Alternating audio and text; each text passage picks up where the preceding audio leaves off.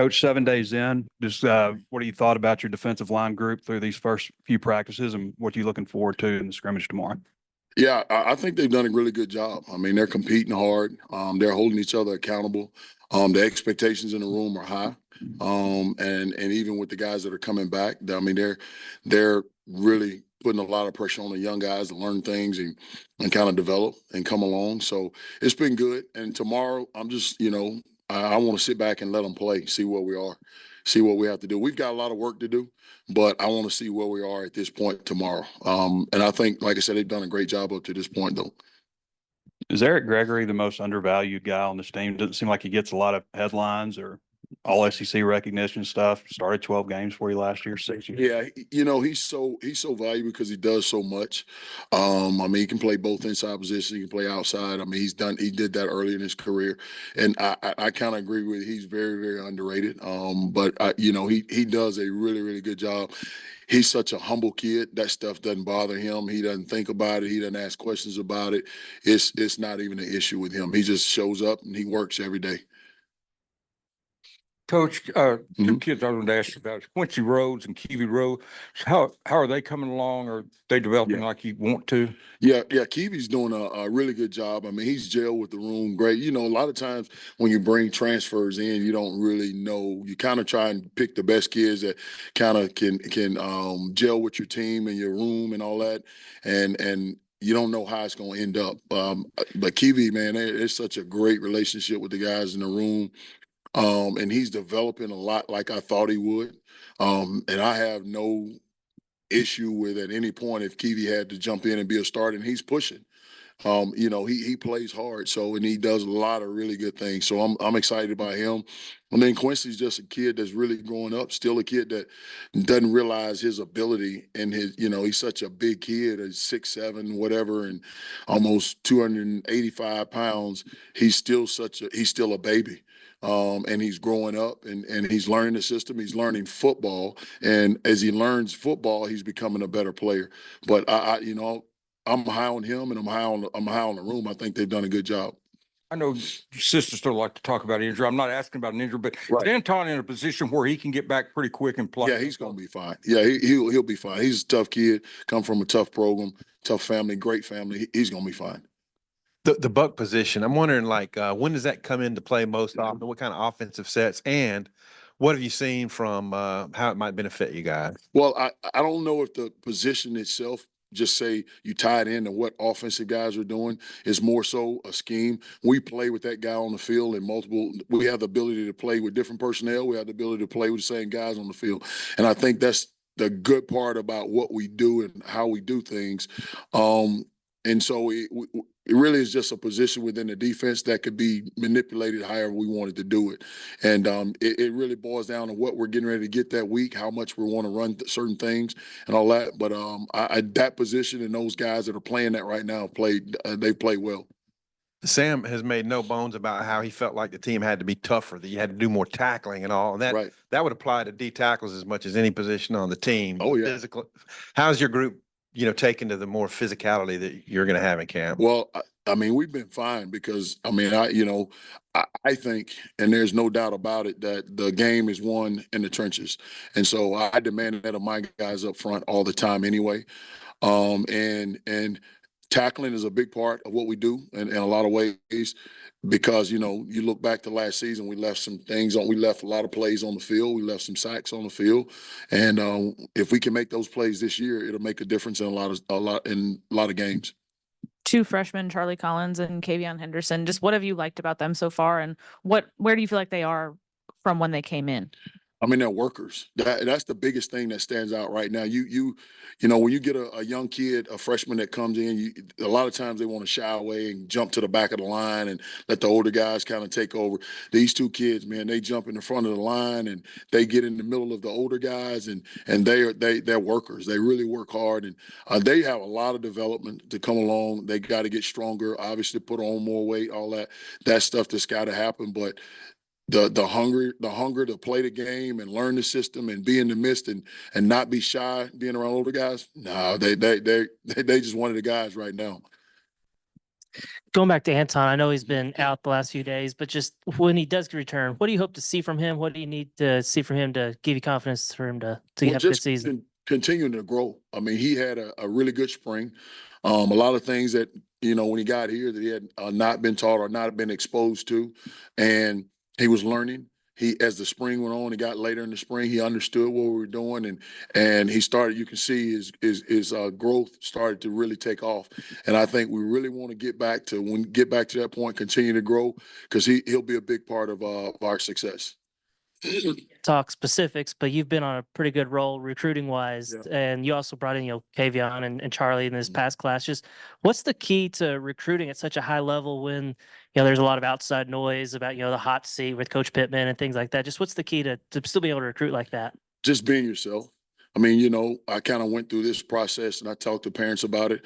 I went through this process with my own son, and just I sat in rooms where I listened to coaches talk to my own kid, and I'm like, oh no, that's not real right there. And it's about being real and being honest with the kids, and being honest in the whole situation. We understand what we are as a program. We understand what we have to do. So nothing any other university tell a kid is they won't tell them anything that I haven't already told them.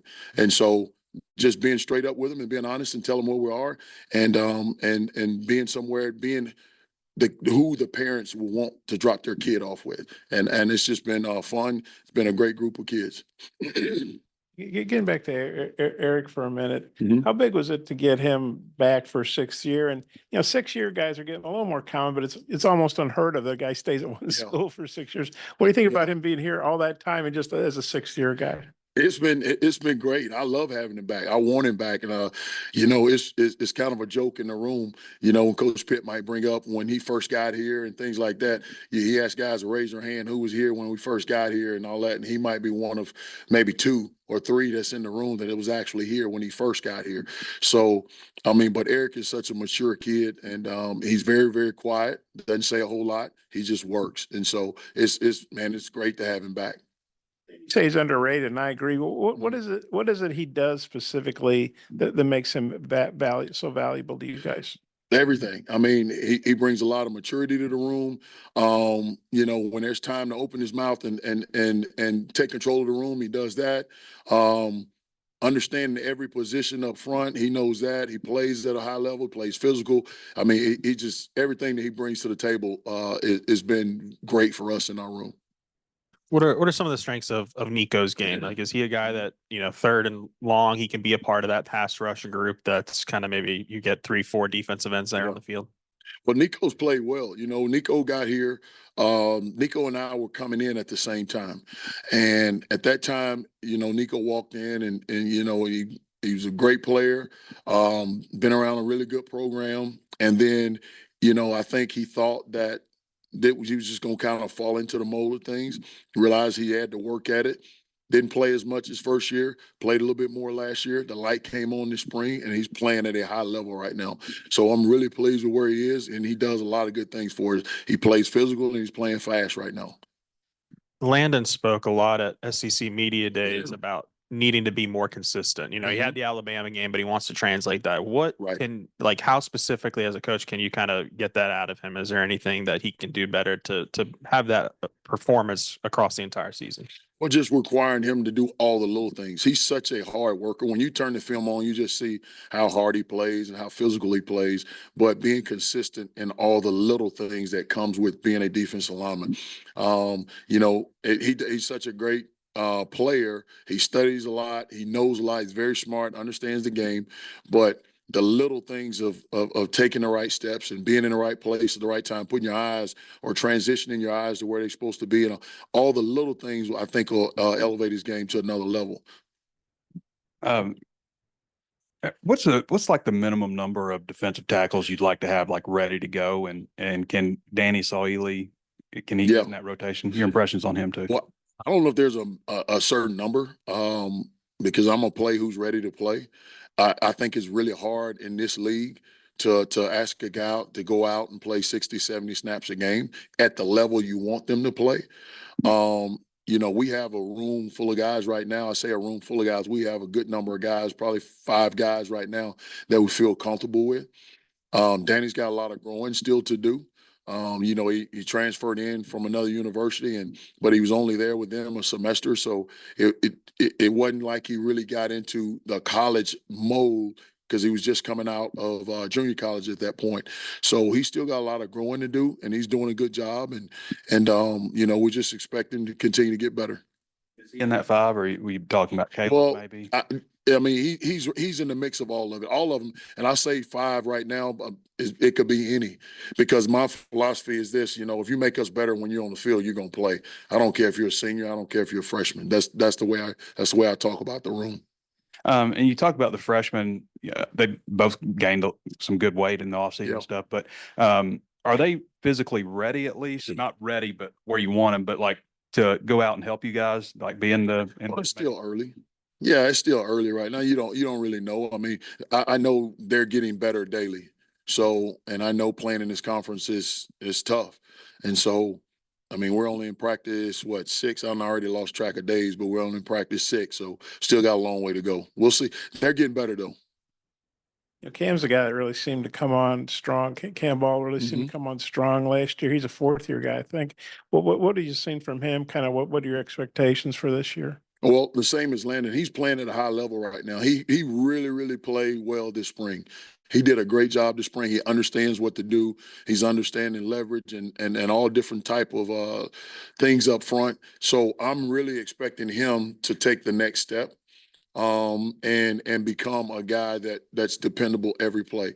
Last year he played a lot and he played well, but he could have, there's things where he could have done and been a lot better. And Cam and I talk about this all the time. So he will be a really good player for us. And I'm excited about him. Like I said, just like I am about the room.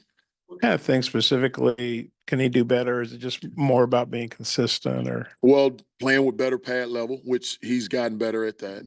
Understand leverage on when I can counter, when I can do certain things against pass rush, and then even just keeping my eyes in the right spot. And we talk about that a lot in our room, because that has a big part of who you become and how physical you are, and being able to take chances when you can.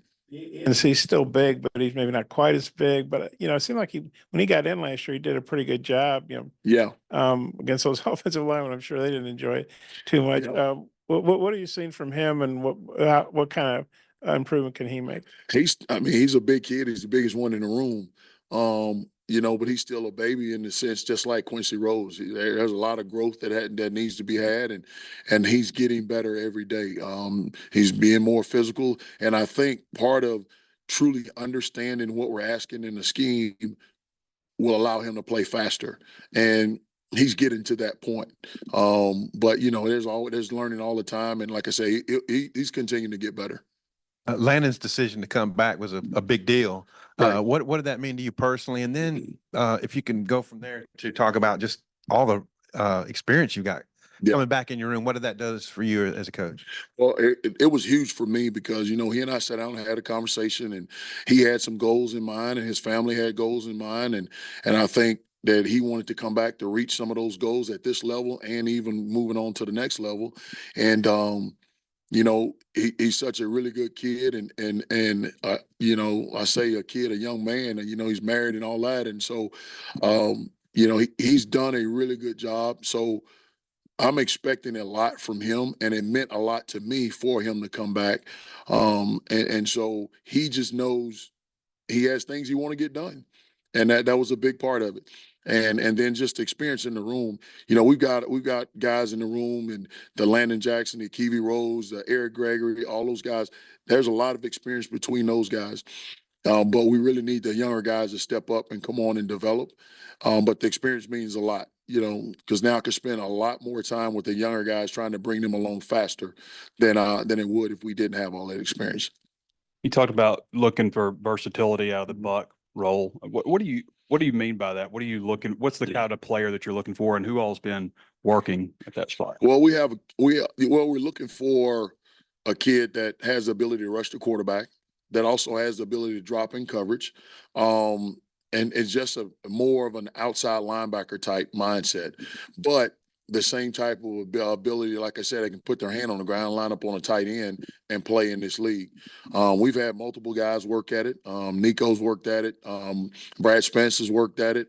We're training some of the younger guys depth wise. So it's just different right now. And like I said, they're all pushing each other right now. You refer to as a buck and not as like a Sam linebacker? Or... No, not really. It's more like an outside linebacker, but it could be. I mean, the two guys that are doing it are athletic enough to be able to do it, but that's not the way we see it right now. We've done this whole press conference. We haven't said Cam Ball's name. So yeah, Cam Ball's ceiling. He did. Thoughts? Oh, he did. Oh, yeah. okay. I overlooked it. Sometimes he ran it. I don't know. No, but Cam's he's had a really good camp. He had a phenomenal spring.